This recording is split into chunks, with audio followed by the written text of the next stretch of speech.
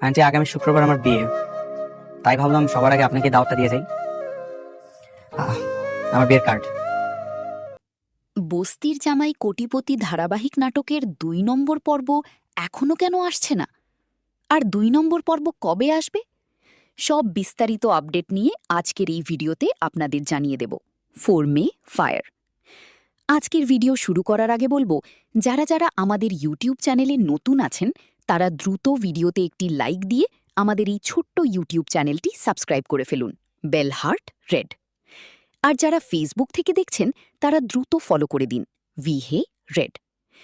বস্তির জামাই কোটিপতি ধারাবাহিক নাটকের ১ নম্বর পর্ব যদি এখনও না দেখে থাকেন তাহলে অবশ্যই গিয়ে দেখে আসবেন, ও স্টার।